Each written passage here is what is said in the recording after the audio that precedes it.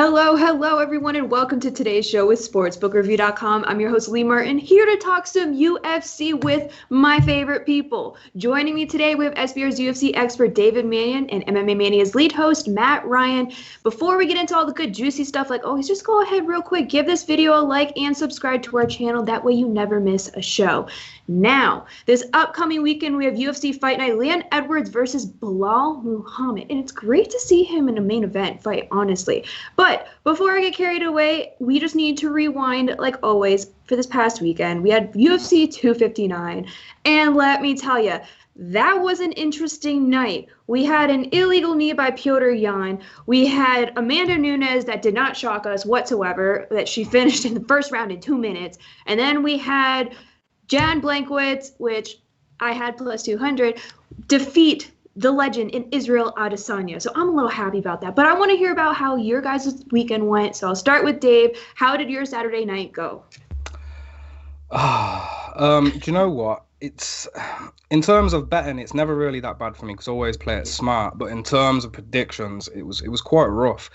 I did kind of realize it was a risky card going into it, though. When you look at the card, even looking back now, the level of competition is really good. And even for this weekend's cards, very similar. I feel like the UFC matchmakers are getting really, really good at this, and a lot of the fights that they're putting together are extremely close. But the card at the weekend, it was incredible. It was heading towards to be one of the best events like ever, and then it reached the main card and just seemed to slightly dip.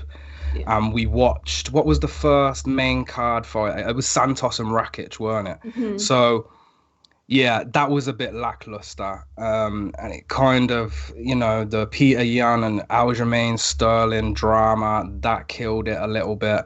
And then, Nunes and Blachowicz, they did bring it back.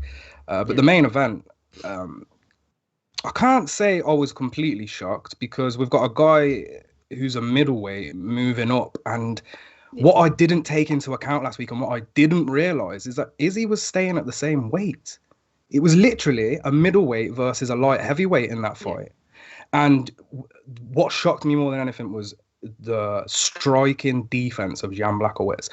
What went unseen in that fight, and what I haven't seen many people talk about, is how many leg kicks he checked of Israel. It wasn't that Israel wasn't being his normal self. It was that Blachowicz was defending it very well, and he was checking a lot. He checked hooks left, right, and center. It was an absolutely incredible performance by Jan Blachowicz, and this is the last time I'm going to doubt the Polish power for real. Next time I'll just be kicking back and watch. I think it will be Glover Teixeira versus Jan. But incredible event, and can't wait for this week as always. Yeah, I'm actually really excited to see how he'll do against Glover. But I wrote in like a little recap article saying that he's definitely not going to be a dog, especially defeating Israel Adesanya. But Matt, how about you? How did your Saturday go? Did it go as planned? Well, I got the two title fights right. I got two title fights right. Not necessarily how I wanted to see Aljamain Sterling win the title. I don't think anybody wanted to see the title decided that way. But Petr Yan, just that 1 second, that one mental lapse, that's the thing that kind of screws it up for everybody. And that sucks. And that's really, really bad as I try to fix my microphone so everybody can hear me a little better. I'm going to grab the mic and just talk to everybody right now. Let me talk to you real quick. Amanda Nunes basically deciding that it was not a good idea. Can you guys hear me, by the way? Amanda Nunes basically, it's activated. Just go to David. Go to David. Okay. Well, we'll go back to you, but let's just start the main card breakdown then. We'll start with the main card middleweight. We have your boy, Eryk versus the dentist and Darren Stewart. Via Bet Online, Darren Stewart is minus 176 and Eryk is plus 151. Dave, I'll start with you for your breakdown and pick for the first fight. Yeah, as I was just mentioning, these matches are very close and matchmakers are doing very well, and this is a perfect example of an evenly close matchup. Your boy Eryk Anders, former linebacker in college, Alabama, I believe. Mm-hmm. He wasn't just any old player either. He was actually decent. He played in the championship game in 2009. I think it was against the Longhorns, and I think he caused a fumble. He had 7 tackles. He went on to the NFL. he ended up at the Browns, which probably explains why he moved to the Canadian Football League and then straight into MMA. 8 years down the line, Anders is now a fully fledged member of the UFC, dominated the Texas regional MMA scene, which really is no surprise because the athletic ability that he's had since a kid in school. Transitioning from football to MMA seems to be the thing. If any sport you're going to go from, it's going to be NFL to MMA.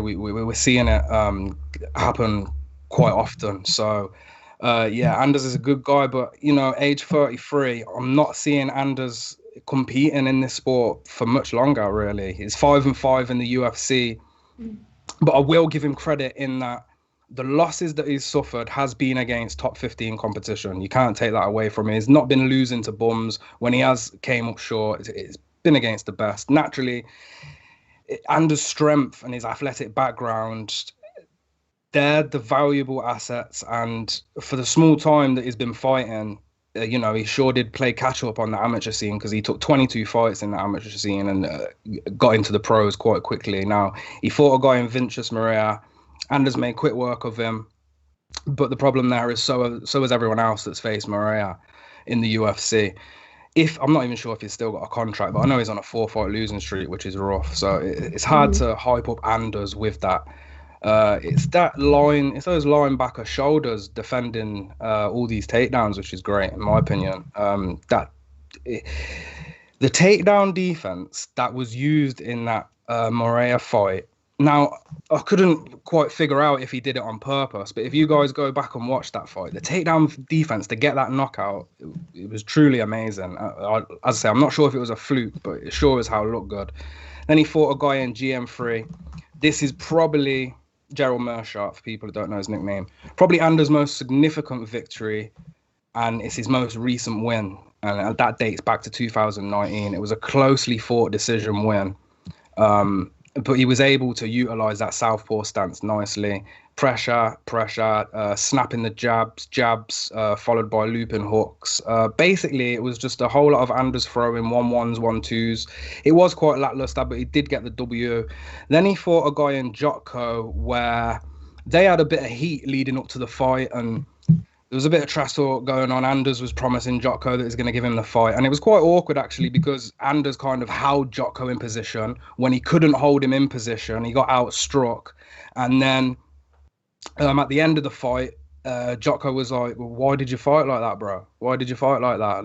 I thought you came to fight. So, you can say that, but, he was obviously sticking to a game plan in that fight. Now on to the guy who everyone's probably assuming I'm going to choose in this fight, basically because he's English, and you'd probably be right, because I do support my fighters and I always find a way to give them credit. And really, Darren Stewart doesn't need me to do that, because he's a decent guy. He made his debut in 2016. He did enter the company with a bit of drama between himself and Francimar Barroso, because they'd had a fight. Darren Stewart won. They overturned the knockout. I will say that it was the Brazilian commission that overturned it. And if it was the other way around, Darren Stewart went on record to say himself that they wouldn't have gave him the fight if it was the other way around. And he entered the UFC with a terrible losing streak. I was obviously devastated, because anytime I see an English fighter come in, I always want them to do well naturally. And that losing streak could have sent him packing. But luckily for Stewart, he'd accepted fights on short notice. And that always softens the blow when you lose. So Dana's going to give you credit for helping him out. And, you can lose more than what you usually would be able to without getting sacked. He's now 5-6 in the UFC. So that losing streak's been abolished. Stewart's found his footing. And, he's doing all right. He's an all-round martial artist with KO power. That's how I see Stewart. He took on this hype machine in Kevin Holland, and he really did make a good account of himself. Unfortunately, this account, he didn't win. He didn't win the fight. From the outside, Holland was able to piece up Stewart with that significant reach advantage, which really was the factor in that fight, if you ask me. And you know what? It's rare that you can see an Englishman wrestle. It really is. We don't have wrestling in our schools. Wrestling is nothing here. You have to find specialized gyms to go and do wrestling here, or leave the country. But Stewart is that guy. He can grapple. He can wrestle. Fabinski fight was a bit rough because off his back he didn't seem too good, but I'll give him the 5 minutes of being just worn out, and I do think Holland would be able to capitalize against Anders and Anders grappling. Stewart wore Holland down. He was clinching him, cage control, found the takedown, was laying into Holland. Holland looked done. And to be fair, when that fight ended, Holland shook his head and he shown respect to Stewart as soon as that decision was announced. For me, that was just signaling that he wasn't that confident in that fight. And Holland is a height right now. Holland's having, title talks and all this stuff. So, it's something to take note of. But this fight, making a prediction, it is tough. Stewart's never been knocked out, and I don't expect that trend to break here. He's got a solid chin. With that said, I'm still hesitant of both these men's power because it's there. It's certainly there. It's a shame for Anders in his five rounder against Thiago Santos, because, to be fair, if he was able to get up after that third round, and that was a 3-round fight, he would have lost that round, but he won the first two. He beats Thiago Santos, in my opinion, in them first 2 rounds. But we witnessed Anders' wrestling offense, which, as I mentioned, I think Stewart can handle that. The problem is, as I mentioned, if Anders does land a takedown that surpasses the first round, I'm not sure Stewart can overpower the top game of Anders. I'm not sure. That Fabinski fight is playing in my head. But how I see this fight playing out, they're going to grapple, they're going to be against the cage a lot, but I think Stewart is the better striker. I think he's got the harder punches, and Anders' brain is what I think might come into this. I do think that Stewart might be able to get the knockout here, just based off of the damage that Anders has took. He's the older fighter. So yeah, we'll cut this one short. I'm going to take Stewart. I'm not betting it, and it's going to be the same story for a lot of these fights. I do apologize, but I can't tell people to place a bet if it's not viable, and I don't believe in it myself. So I lean Stewart, but in terms of betting this fight, I'll be staying off. Yeah, I'm with you. I'm not on top of this one. But how about you, Matt? Is your mic fixed? What is your breakdown and pick for the middleweight Eryk Anders versus Darren Stewart? Hello? Can you hear me? Come in, people. Okay, yeah. So since I can be heard again, and Dave has given his filibuster on this fight, I will stay away, as Alice in Chains once said, from putting anyone down in this fight. A decision loss for Anders. He's 2-1 in his last 3. Stewart's 1-2 in his last 3. But it was against Kevin Holland. So he's fought high-level opponents before. Dave's gone over Anders' resume, roll tide. Coach Saban can't help him here. This fight's going to go all 3 rounds. It's not going to be a great start to the card. This one's going to be Anders trying to figure out what he wants to do, and then halfway in the fight, we're going to see a lot of that 10-second, I need to be aggressive. That 10 seconds of aggression, the final 10 seconds to try to steal the round. Stewart has 7 wins by knockout. Anders has been knocked out before. Like, these guys have impressive knockout resumes. But as Dave said, the UK guy, Stewart, he's never been dropped. He's been submitted. He's been decisioned. But I don't trust Anders' submission skills or grappling skills against Stewart.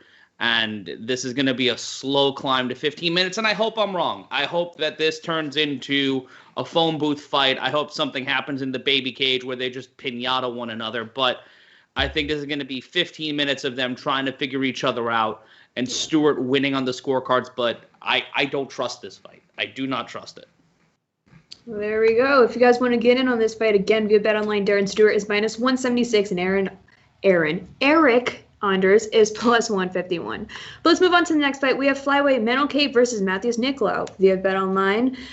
Manel Kape is -146 and Matheus is +126. Matt, I'll continue with you for your breakdown and pick for the next fight. These two are fantastic names. They sound like characters Sean Spencer would use as aliases on Psych, so already I'm locked in on this one. This is Kape's second UFC fight. He lost to Alexander Pantoja, one of my favorite fighters to hear Dave say on the show. And prior to that was a 3-fight winning streak in Rizin. And Rizin, outside of the whole Floyd Mayweather kerfuffle, they are a legit mixed martial arts brand. They are a legit Pride successor. So that's no bum fights. That's not fighting on the regional level in Tuscaloosa against some dude named Joe who has as many teeth as he has brain cells. But he's knocked out 9, submitted 5, had 1 decision. He's tapped twice and had 3 decision losses. So the deeper this fight goes for Kape, the less of a certainty he is. He needs to finish this early. He needs to not go into the 3rd round, because every time he goes to the 3rd round, every time he goes to the scorecards, he has a 2/3 chance of losing. For Nicolau, this is his first fight since 2019, his first fight in the UFC in over 3 years. The last time we saw him was when he got knocked out by Dustin Ortiz.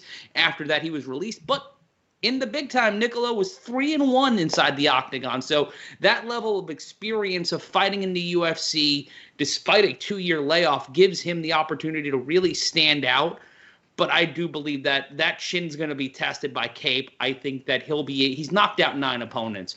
And Kape, coming off of a long wait, just 2 years for a fight, let alone over 3-4 years since he last fought in the UFC.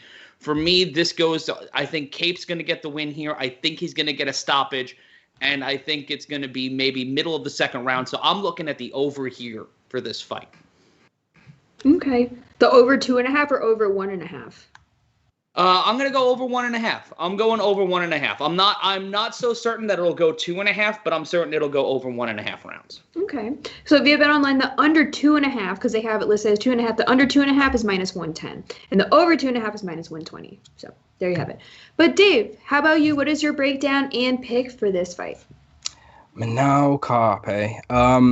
Yeah, it's good. It's good that I got to see Manel in the UFC. We broke him down a few weeks ago, or was it last month? And a few of the problems I was having, he'd fought a lot in a ring. He had fought in shoes. I was unsure of his level of opposition. And really the question for me in his fight against Pantoja was, is he going to be able to handle this level of competition? And he answered that for me. And the answer is yes.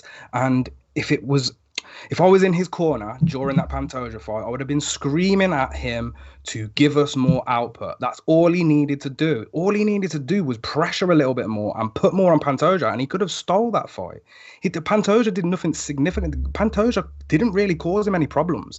And what shocks me the most is that Manel is introducing his grappling and his wrestling over the past 5 years, whereas Pantoja's been a lifelong grappler. But Manel was the guy who I think he had 2 or 3 takedowns across them 3 rounds. And that's what shocks me. He couldn't keep him down. And that's where you saw the lack of experience in grappling.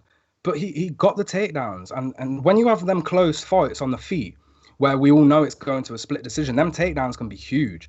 So for me, Manel has answered the questions that I needed answering. The only problem is when he fought Pantoja in that UFC debut, that lack of activity, the hesitancy, can we base that down to being his UFC debut? He hadn't fought in a long time. He's coming back after a little bit of a layoff, and then he's got the bright lights of the UFC. Was that the factor in that fight?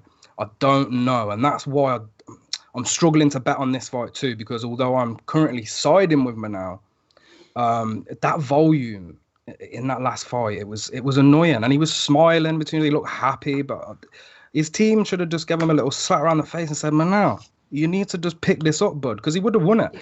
One of my other problems was his fitness and cardio. That's what I was fearing last time out. I'd watched him in Rising and other organizations where he'd gassed out quite heavily.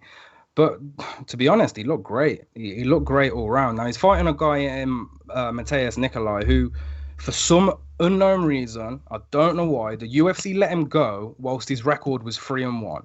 It doesn't really make sense to me. He'd beat John Moraga and Louis Smolka, for Christ's sakes. I don't understand that. Okay, Dustin Ortiz knocked him out, but why they let him go, I have no idea. But he's still 28, so that's cool. He trains at Novia now with Jose Aldo, whose style is, you could actually compare him to Jose Aldo. And I know for a fact that he's been training with him because he just has certain things about it, especially his leg kicks, very reminiscent of the legend Aldo. Now, this kid, he turned pro when he was 17. And at 17 years old, he went 10-1. Now, that's pretty damn impressive from age 17 to I think it was about 24. He did that record. Now, he competed for the UFC in 2015, 2017, went 3-0, took that KO loss to Ortiz, and you know, UFC let him go, whatever. And although leaving the UFC in 17, it seems quite a while away, he's only had 2 fights since for Brave FC. Now, the UFC obviously realised they made a mistake. They've brought him back. He's a Brazilian Jiu-Jitsu black belt, but he's sharing his career finishes. He's not just a submission guy. He has got the knockouts too. He's got 4 knockouts and 5 submissions. So this guy, he poses a threat everywhere. His fighting style, as I mentioned, it's very reminiscent of Jose Aldo. And when you watch back his fights, he's a talented dude. I'm telling you that. And this is going to be a scrap. And I think that, to be fair, if these two let go, we've got our sleeper fight of the night in this one. Speed kills, and both men have a ridiculous pace, like insane how fast they are. I was disappointed with Kape's debut because, you know, it was evident the skills were present, the lack of output and awareness is concerning me, but can we give him that debut nod? Like, it's okay, mate, you had your debut, we'll bet you this time. No, we can't. That's not a great way to bet. I need to see him again before I place money on him. The striking stills they're quite similar between the two. The difference is that Nicolau is going to utilize leg kicks, so Kape is going to want to check them kicks early, or he might be checking out of the octagon for real.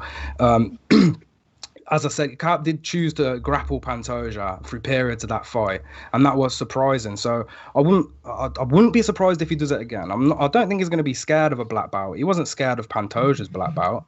I don't think he'll out grapple Nicolau, but on the feet, it's tough to trust the low output he provided last time.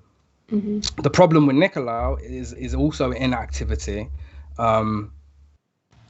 You know, that could have been Kape's problem in his UFC debut.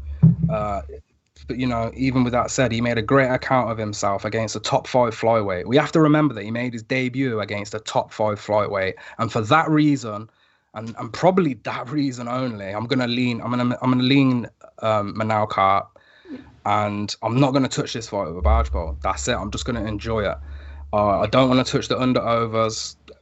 Both men, I tell you, the finish is more likely for Manel Kape, in my opinion. I think he could get a knockout. Nicolau's been knocked out twice, so we know that can be done. Kape's an excellent striker with a very decorated background in kickboxing and Muay Thai. So yeah, it's Manel Kape for me, but I just don't want to bet it. I'm not into betting this one.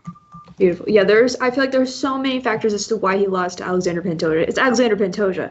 But in the comments below, even JR MMA says Kape gets over his jitters and gets it done. So I'm with him on that. But yeah, I'm with you with not putting my money on this because I feel like there's value in other fights. But anyway, if you guys do want to get in on this fight, again, via BetOnline, Manel Kape is -146 and Matheus Nicolau is +126. Let's move on to the next fight. Ooh. Featherweight Dan Ige versus Gavin Tucker. And we have not seen, or at least I haven't heard Dan Ige's name since we broke down the Calvin Kattar fight with him last year. But via BetOnline, Dan Ige is -149 and Gavin Tucker is +129. Dave, I'll continue with you for your breakdown and pick for this fight. Once again, I sound like a broken record, but this is an extremely tight matchup. It really is. Dan Ige, 7-year professional, is fought all over the world in countless organizations. Is one of the OGs from Dana White's Contender Series. Got himself a round 3 rear naked choke. Job done. Contract earned. He's a BJJ black belt, judo brown belt, NCAA Division 3 champion. His last 3 fights, you know, Misrad Bektik, great work inside the pocket. He was able to control at range. He won the exchanges, but once Bektik got the takedown, that's where Ige struggled for that second round. He was unable to get off his back, so he lost a round there. Round 3 comes out. Bektik needs that wrestling to win this fight. He gets it again, but Ige, with his wrestling background, he had them butterfly hooks in, got straight back up off his back. Ige took that split decision because Bektic was forcing the takedown in round 3. You have to let those situations play out, you see, because you need to allow the takedown to open itself rather than force it, especially when you're fighting a guy in Ige. He's got a wrestling background. He's going to see your shots coming from a mile away. And that's where Bektic went wrong in that fight. Then he fought Edson Barboza, who was really aggressive in the first round. He got taken down once again, but the butterfly guard came into play, got him straight back to his feet. Barboza laid it on hard. Ige survived that onslaught. And then I think it was cardio that played a huge factor in Barboza losing that fight. I think, it's safe to say Ige is going to be a really tough guy for his future challengers, for them to knock him out. He was wearing them blows from Barboza nicely, and this guy can take a shot. He really can. And then obviously the Calvin Kattar fight that you just mentioned, the last time we spoke about Ige.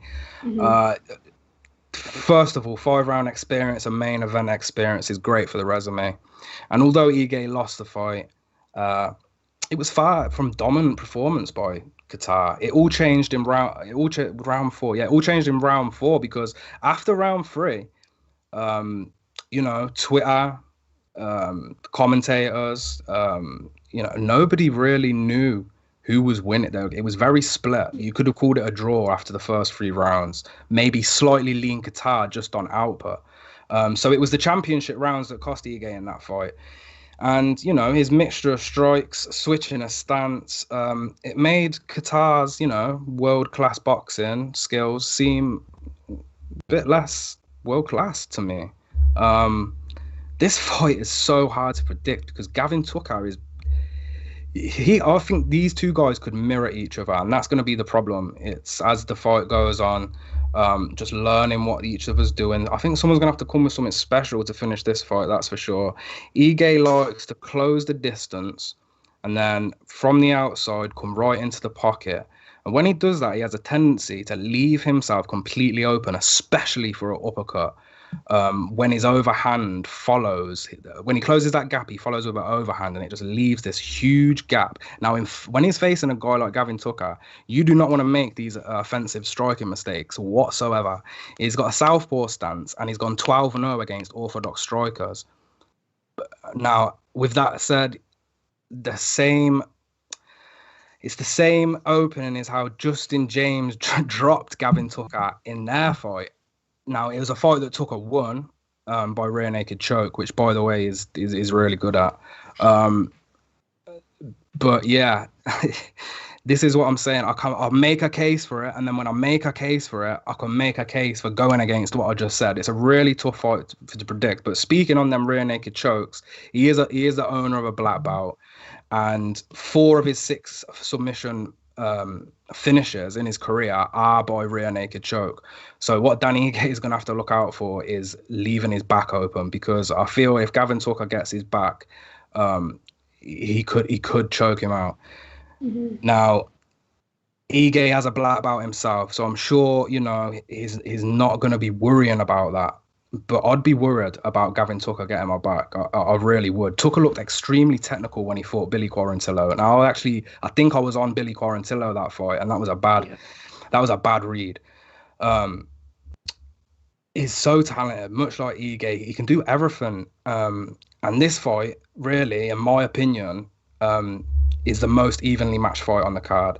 Everything that has won Tucker his fights, Ige can do well. Everything that Ige does well, Tucker can do too. It's just a cycle of what ifs when predicting this fight. So, when we take this to why we're here, we bet.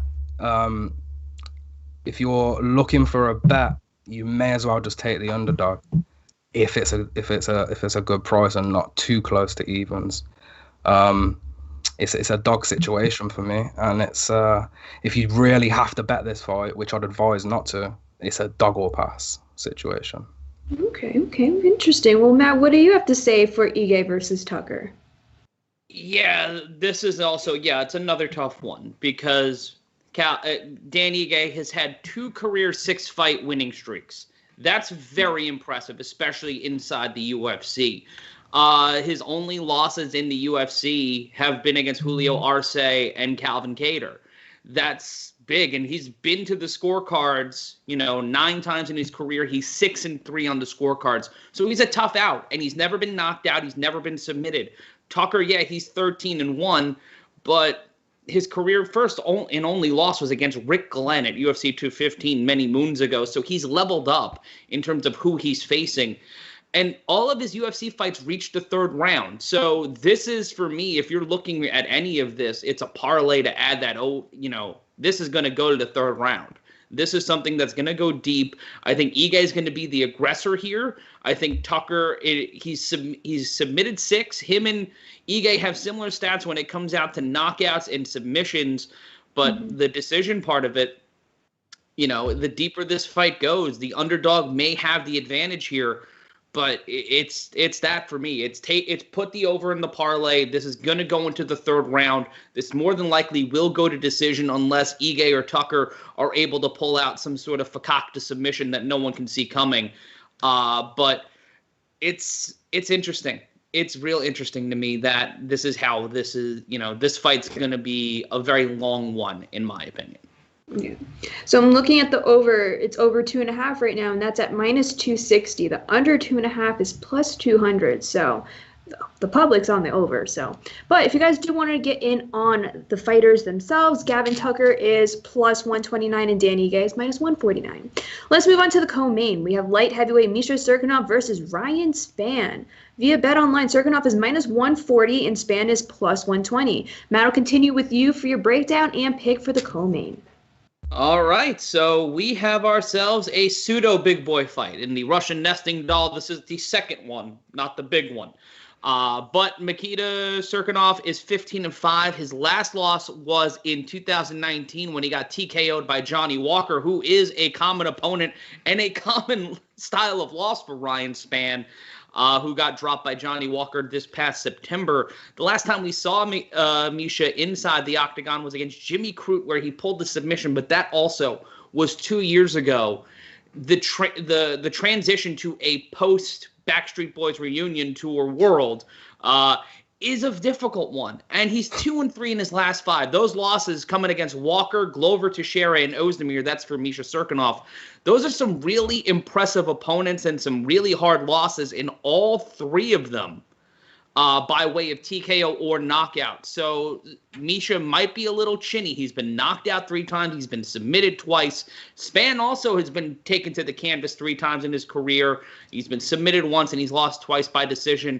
But then I look at Spann pulling 11 submissions in his career. He was on an 8-fight winning streak before that loss to Johnny Walker back in September. All of this for me is trending towards Spann getting the win. I think Spann's going to pull off a finish. I think it most likely will be coming by way of submission, just the way the tea leaves are reading. This is going to be a fight that goes to the ground. This is going to be a fight where Misha's going to try to match Spann's grappling. He's going to try to put the pressure on when he should be trying to keep the fight standing. Both of these guys are looking at a finish here. They're looking to reassert themselves coming off of losses, and for Cirkunov, a long layoff in a division that is currently building up to be one of the more impressive divisions in the UFC heading into 2021. We saw it on Saturday night with Jan Blachowicz planting his flag in the mountain of 205 pounds. So challengers are in need, and both of these guys are going to want to impress and try to get a shot at that 205-pound title. So expect this one to have a little bit more of added pressure to it, and I think Ryan Spann's going to be the one who can withstand the pressure and get his 9th win in his last 10 fights. Hey, that's good dog value right there. Since you've been bringing up the totals for the last few fights, I'm looking at the over. It's over, or not the over, but the under. The under 1.5 is -141, and the over 1.5 is +111. So you know the public's expecting this fight to finish early. But Dave, I want to hear your breakdown and pick for the co-main. Yeah, Ryan Spann is what I like to call a no-bout jiu-jitsu artist.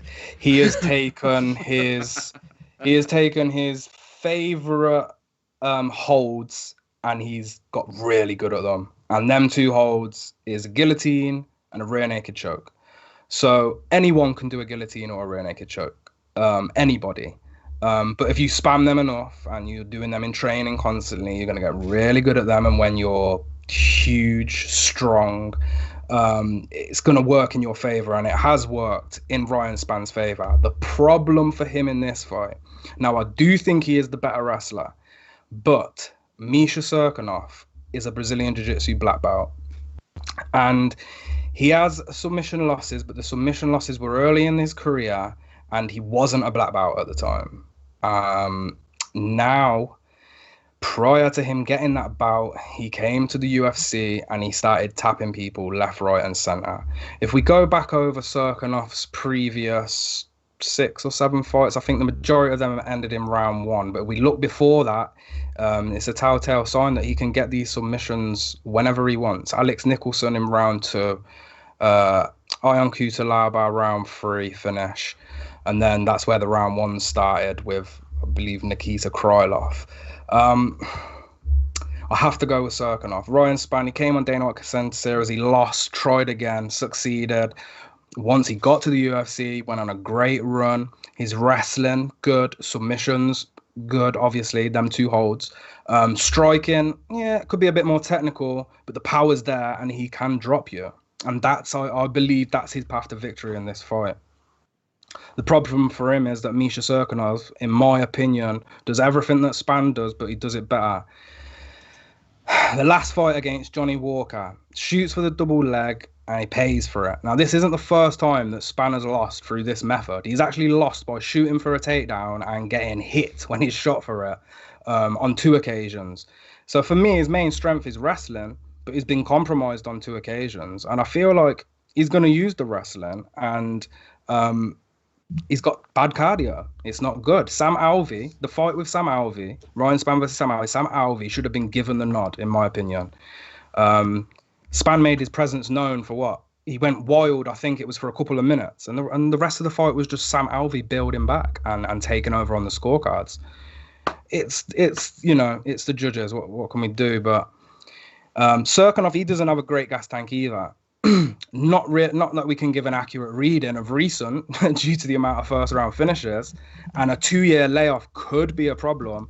But Spann, you know, he isn't exactly the technical, experienced fighter that should cause too many problems here. In terms of betting, the under 1.5, I haven't checked the price. It's probably a little bit juiced, but it's hard to ignore that. For me, this is Ryan Spann knockout or Misha Cirkunov submission. That's it for me. That's how I think it's going to go. And I lean Cirkunov just on experience and the level of competition that Spann has fought. Is Cirkunov the underdog? No, Ryan Spann is. He's, again, the odds are Ryan Spann plus 120 and Cirkunov is minus 140. Yeah, see, I probably wouldn't bet it straight because I don't think it's going to go to decision whatsoever. I do think this is going to end. So when it comes to betting, I'll probably be looking at the unders rather than picking a side, because obviously, as I mentioned, Spann has got some serious power in them hands, and he can drop Cirkunov, which we've seen. You know, Teixeira and Johnny Walker made quick work of Cirkunov with their heavy hands. I think Spann can do the same. But if this gets to the ground, through either fighters' attempts to get it there, I just think that Misha's better on the ground in terms of jiu-jitsu, and I think he can find a submission. He has a much more diverse set of submissions available. He doesn't just have a guillotine and a rear naked choke. He's got everything, you know, arm triangles, guillotines himself, neck cranks, Peruvian neckties. He's got everything. So when it comes to jiu-jitsu, I'm all over Misha, but standing, a bit risky. I think Ryan Spann could knock him out, but only early. I don't see no late knockout from Ryan Spann. Early knockout Ryan Spann, early submission Misha Cirkunov, or a late submission from Misha Cirkunov. And yeah, in terms of betting, I was hoping Misha was going to be the underdog, but he's not. And I thought the layoff might have put him in that position, and the fact that Ryan Spann has been doing quite well, bar that little blip. But yeah, it's Cirkunov for me. But betting, probably the under 1.5, depending on what the odds are. Okay. And I was just looking at the MMA props on Bet Online, and if you do want to get Cirkunov by submission, there's value there. It's at plus 180. So if you do believe Misha Cirkunov can get the submission, value on the MMA props at BetOnline. But again, if you want to bet them straight up via BetOnline, Ryan Spann is plus 120, Misha Cirkunov is minus 140, and the under 1.5 is minus 141. But let's move on. Matt, did you break that down? Yes, you did. Yeah. Yes, you did. I just went had a first brain that fart. time. Oh my god. We're on opposite sides. Yeah, that's what I was thinking, but I just had a major brain fart. I need my coffee. Anyway, main event. We have welterweight Leon Edwards versus Belal Muhammad. Via BetOnline, Leon Edwards is minus 266 and Belal Muhammad is plus 226. And I'm going to tell you right now, I really like the dog odds on Muhammad. And if you guys are backing Leon Edwards, please convince me as to why I should not back Belal Muhammad. But Dave, I will begin with you for your breakdown and pick for the main event. Does anybody need to know who I'm picking, really? Do I need to say? Look, I don't care if we haven't saw Leon Edwards in 4 years, yeah? He's an extremely athletic guy, and Leon doesn't just sit around. He's been in constant training camps, rescheduled bouts, and if anything, we're going to see a few new tools from Leon Edwards. Belal Muhammad is no joke, but pressure is his game. And if you can't handle that, you are going to lose miserably. We just saw Belal dominate Diego Lima, and to be fair, we should expect something, remarkably similar. I don't see him coming with a different game plan. I think he's going to have the same game plan. There hasn't been no long fight camps or anything like that.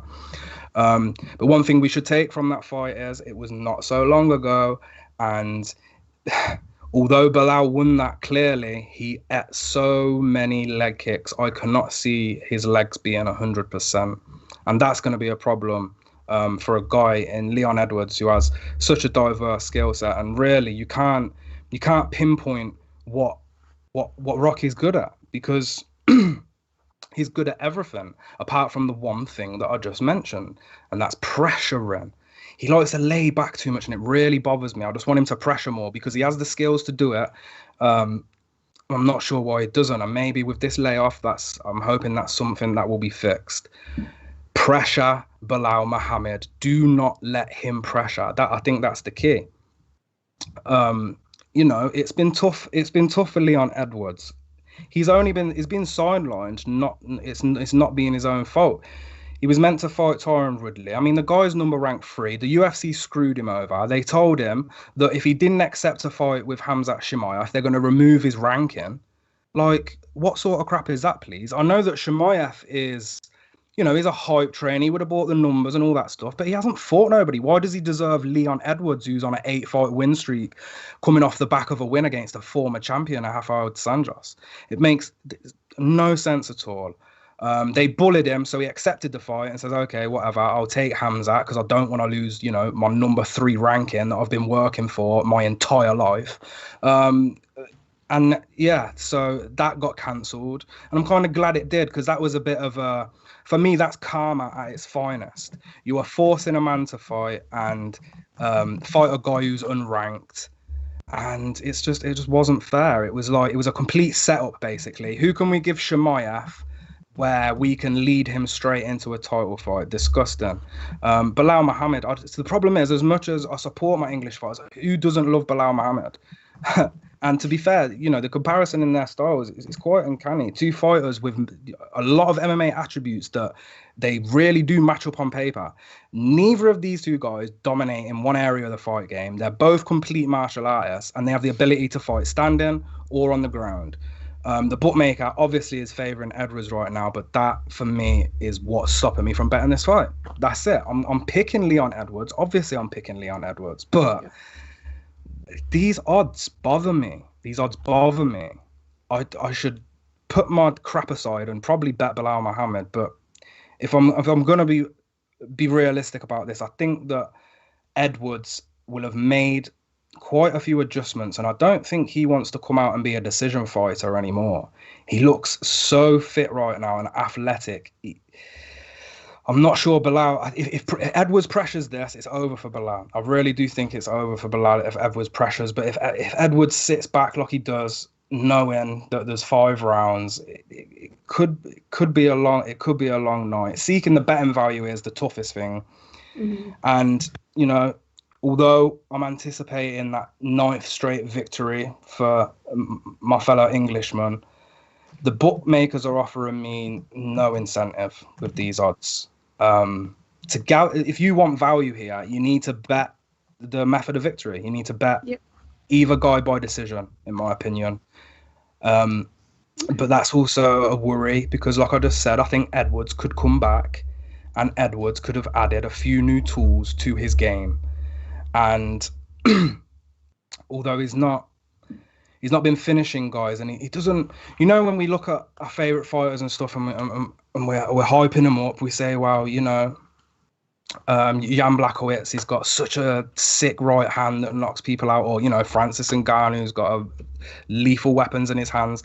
I can't say that about Edwards, where I know he's going to get a finish. That's what bothers me. I hope he can come out and show us that is a force to be reckoned with, and he can seriously make a run for that title opportunity that he wants so bad. I'm backing Leon Edwards. I think he's going to do it by decision. Am I betting it? I need to figure that out. There's a few things about this card. That I do need to. I need to look over a bit more. I will advise everybody to watch the weigh-ins on Friday.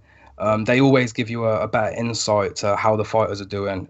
Checking on their weight, seeing who's making the weight, seeing who's failing miserably.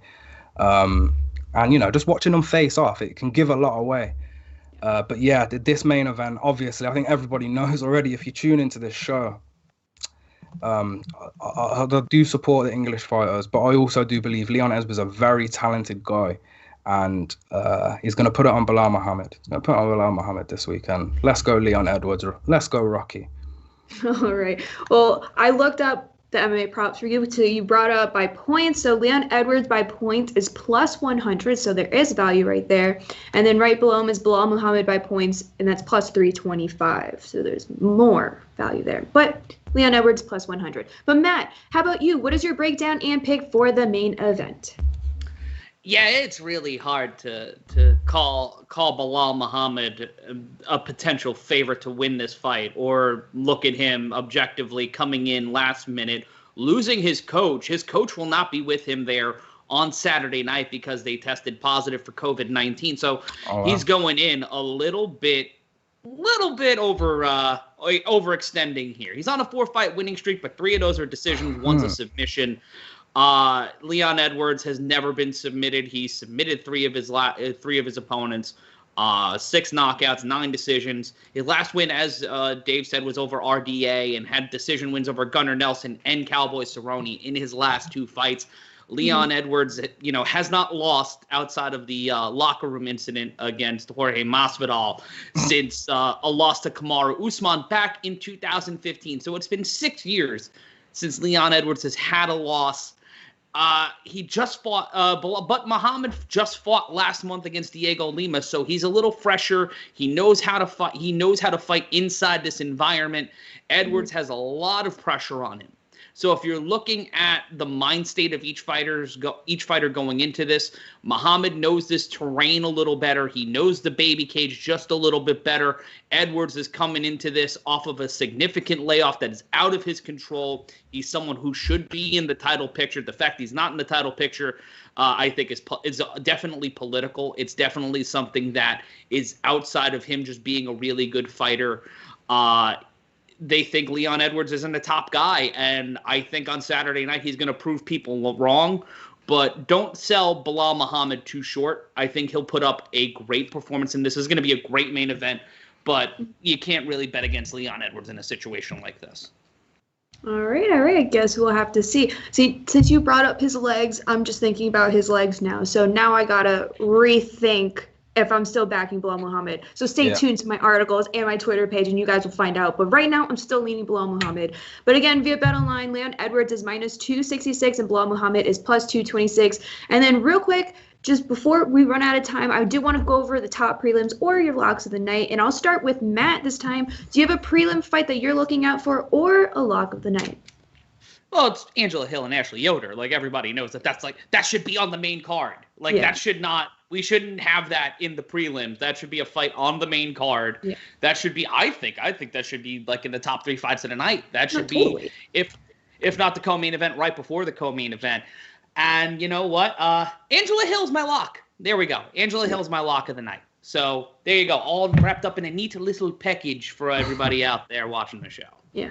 And if you guys do actually want like an entire breakdown of this fight, I'm pretty sure we broke it down on the show 2 shows ago. Yeah. Vegas, so go back 2 shows.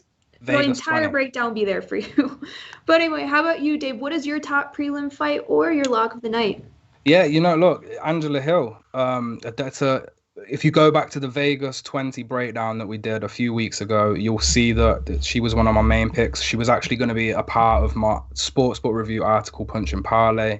Yeah. Unfortunately, Yoda's coach or somebody got COVID, and it's happening now. As I mentioned in that breakdown, I think the stand-up favors Ange, the clinch favors Ange, takedowns I'll give to Yoda, ground control quite even. It's going to be a stand-up fight, and take Ange overkill for the decision for a better price, because the juice is going, because people know. Yeah. I would never pay that price on Angela Hill straight. You're best taking her by decision. You really are, because for as much as we can undermine Ashley Yoda, she is a tough girl, and I do think she will survive the 15 minutes with Ange. And that is probably one of my favorite fights on the card. But also look out for Gloria De Paula. She's making a debut against Jinyun Frey, and Jinyun Frey needs an atom weight division class, if you ask me. Yeah. Paula's making a debut. She's got hands, boy. And Jinyun Frey has lost 2 times by knockout, so I would not be surprised to see the debut in Gloria De Paula come in and knock Jinyun Frey out. And that's about it. The fight card's quite stacked. We've got another English boy, Davy Grant, there, but he's a heavy underdog. Wouldn't be opposed to actually putting a little something on that. We've lost 2 fights on the prelims. We've lost the Ricardo Ramos fight and the Nasrat Haqparast fight. They were 2 of the fights I was looking forward to most. But as you know, COVID keeps killing our dreams. We may as well wrap it up there. In terms of, we have been given locks of the night every week, but I wouldn't bother this week. I really wouldn't bother with a lock of the night, because these fights are so evenly matched. Yeah, it's a tough card. It is a tough card. Very much like last week's card, where anyone can win. That's the truth of it. That's the reality of it. Anybody on this card can win this weekend. So please be careful and hesitant when you're placing large bets this weekend. Yeah. Now, I just want to real quick just go over the Angela Hill fight, because I am focusing on that fight, and you said she was heavily juiced, which she is. Via Bet Online, Angela Hill is minus 400 and Ashley Yoder is plus 330. Now, when you go to the MMA props, Angela Hill by points is minus 175. So that's a little bit better than, it's not as juiced. So if you want to get Angela Hill, take her by method, look, just like remember too that they've fought before, and Angela beat her when Angela was less of a fighter. Angela's get more complete now, and Angela Hill is evolving, even in a older age. She is evolving, and she is a beast. So I think that price is there for a reason. Exactly. But anyway, that's all we have for our main card breakdown, and you never know what happens these days.